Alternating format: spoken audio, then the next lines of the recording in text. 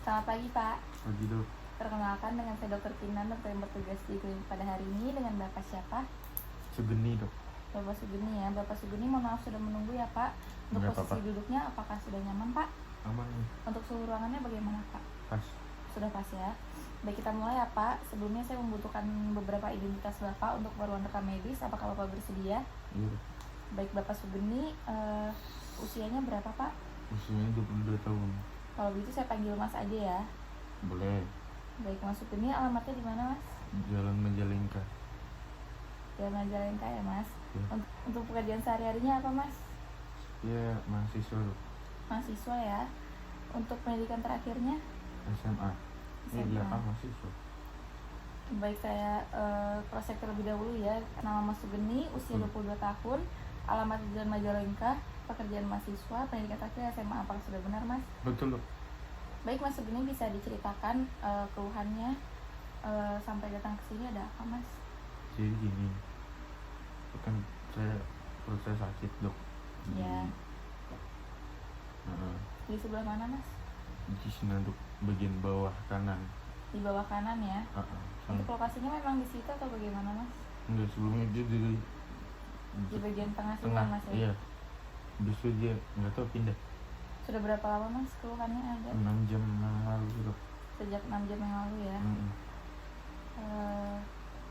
Apakah sudah ada mengkonsumsi obat-obatan tertentu untuk mengurangi penyakitnya, Mas? Belum Ada ya. Biasanya yang berparah apa, Mas?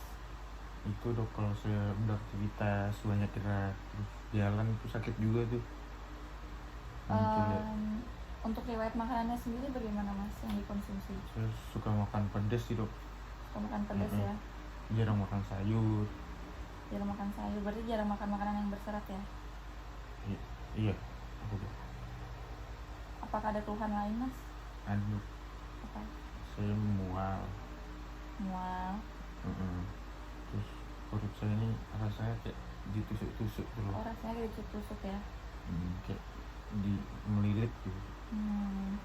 Sama itu dok, Untuk susah riwayat, berak, oh itunya juga bermasalah ya. susah BAB. Kalau untuk buang air kecilnya, Mas, Aman. aman ya. Masnya apakah ada riwayat hipertensi? Nggak ada. Nggak ada ya. Untuk diabetes, Nggak ada juga. penyakit turunan lainnya dari keluarga bagaimana, Mas? Apakah ada? Nggak ada dok. Untuk lingkungan kuliahnya sendiri atau lingkungan dari rumahnya sendiri, apakah ada faktor yang bisa memperparah, misalnya sanitasi yang buruk? Enggak sih dok, paling jualan mie pedas aja sih. Untuk hubungan dengan keluarga bagaimana, Mas? Baik dok.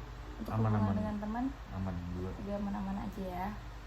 Baik, jadi kalau misalnya dari anamnesis yang sudah kita lakukan, penyakit yang Mas rasakan ini, yang keluhannya ini mengarah ke appendicitis ya. Appendicitis itu yang biasa disebut dengan usus buntu. Dia memang ciri khasnya usus buntu ini sakitnya awalnya di bagian tengah atau yang bisa disebut epigastrium, terus dia mengarah ke bagian bawah kanan, Mas. Terus untuk diagnosis bandingnya sendiri itu ada diare kan, karena ada riwayat dari makan pedas tadi.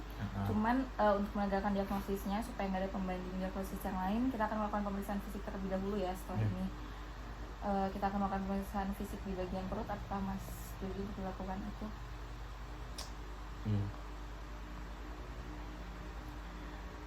Untuk kelanjutannya, apabila nanti diagnosisnya sudah tegak, nanti bisa dilakukan operasi ya, Mas, yang tentunya nanti bakal minta persetujuan dari Mas terlebih dahulu. Boleh. Dari Masnya apakah ada yang ingin ditanyakan? Udah sih dok, jelas. Baik, jadi kita setelah ini akan melakukan pemeriksaan fisik ya, Mas. Terima kasih banyak, Mas. Kasih. Baik, Mas Sugeni, tadi kita sudah melakukan anamnesis. Selanjutnya kita akan melakukan pemeriksaan fisik ya, Mas. Iya.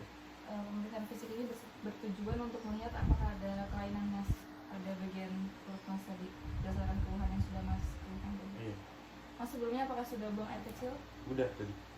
Pada pemeriksaan ini kita meminta Mas untuk membuka sedikit pakaiannya, Mas. Apakah Mas bersedia? Bersedia. Baik, Mas, kita mulai pemeriksaannya ya, Mas. Bisa dibuka sedikit bagian perutnya ya, Mas ya. Baik, yang pertama kita akan melakukan inspeksi terlebih dahulu dari bagian bawah pasien untuk melihat apakah terdapat massa, sikatrik atau stria atau vena yang melebar. Baik, setelah kita melakukan inspeksi, setelah dilakukan inspeksi, maka kita akan melakukan auskultasi pada 4 kuadran untuk menentukan suara klik and gargle selama 5-30 menit.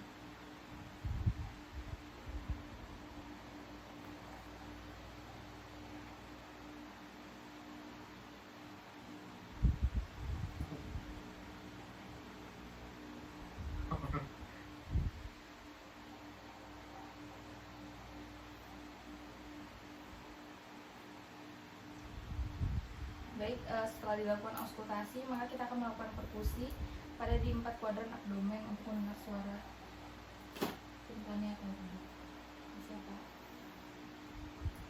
Timpani, timpani, timpani, timpani. Setelah dilakukan perkusi, maka kita akan melakukan palpasi pada 4 kuadran abdomen. Permisi ya Pak. Kalau misalnya ada nyeri tolong disampaikan ya.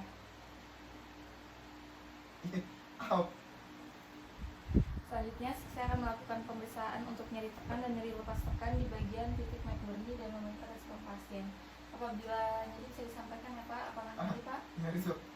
Apakah nyeri Pak? Untuk menentukan misalnya positif atau negatif di bagian kuadran kiri bawah. Apabila nyeri bisa disampaikan ya Pak? Nyari tuh. Oke. Selanjutnya kita akan melakukan pemeriksaan Bamberg sign. Nyari tuh. Baik, setelah nyeri maka dua-duanya positif.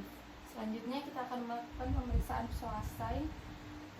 Dia akan positif pada pasien appendicitis, jadi kaki sebelah kanan kita akan lurus. Apabila nyeri bisa disampaikan ya Pak. Nyari tuh. Karena ada respon nyeri maka psoas sign positif. Selanjutnya kita melakukan pemeriksaan obturator sign. Jadi tungkai sebelah kanan ditekuk, lalu kita akan tekuk ke arah dalam. Apakah nyeri Pak? Apakah nyeri Pak? Nyeri dok. Di arah luar. Apabila terdapat respon nyeri maka obturator sign positif. Baik, untuk pemeriksaan abdomen sudah selesai Pak. Setelah ini kita akan lanjut untuk menyampaikan hasil dari pemeriksaannya Pak. Iya dok.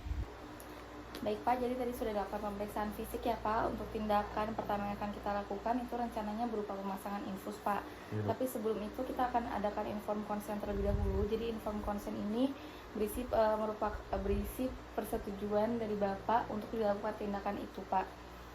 Jadi di sini ada suratnya ya Pak. Untuk penyakitnya sendiri tadi kan sudah disampaikan ya Pak. Iya. Dari pemeriksaannya sendiri itu mengarah ke appendicitis atau penyakit usus buntu. Jadi baiknya kita akan melakukan tindakan appendektomi atau operasi ya Pak. Di sini di surat persetujuan nanti Bapak bisa isi apa berupa nama, usia, alamat, nomor telepon. Lalu nanti sampaikan Bapak di sini setuju atau tidak. Oh, iya. Silakan diisi ya Pak.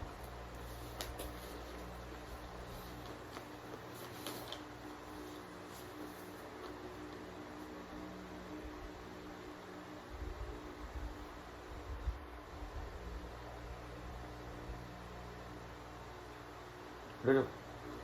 Baik, terima kasih banyak ya Pak.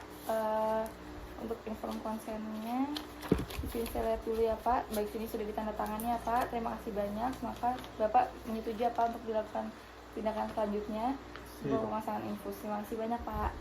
Baik, selanjutnya kita akan melakukan pemasangan infus untuk memasukkan cairan. Baik, selanjutnya di sini saya akan mempersiapkan alat dan bahan. Di sini ada alat berupa infus set, terus ada kapas, alkohol, plester, gunting, ada spap, ada tourniquet, ada bengkok, lalu ada tiang infus itu sendiri.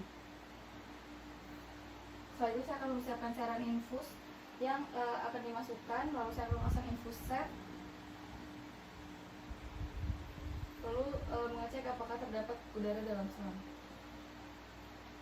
Lalu setelah itu saya sudah memilih ukuran jarum yang sesuai, lalu saya akan mencuci tangan terlebih dahulu. Mencuci tangan 6 langkah dikeringkan dengan tisu kering. Selanjutnya saya akan menggunakan sarung tangan. Selanjutnya saya akan memeriksa dan melihat vena yang akan dipasang infus. Selanjutnya saya akan memasang tourniquet pada bagian proksimal operasi infus. Lalu saya akan meraba vena yang akan dilakukan pemasangan infus. Lalu saya akan melakukan disinfeksi terlebih dahulu. Setelah dilakukan disinfeksi, kita akan memasukkan jarum kanula pada vena yang telah dipilih dan mendorong masuk kanula. Lalu kita memasang ujung selang infus pada kanula. Setelah itu, setelah memastikan cairan infus masuk ke dalam pembuluh darah, di sini sudah ada darah yang keluar, Enggak, kita akan mengevaluasi daerah yang memasang kanula. Cut dikit dulu ya.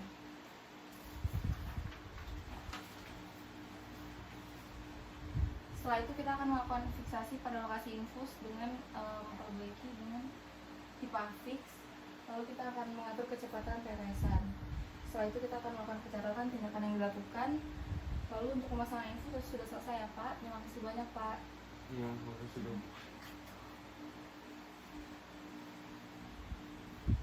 Untuk pemasangan infus sudah selesai ya Pak. Terima kasih banyak Pak. Selamat sore.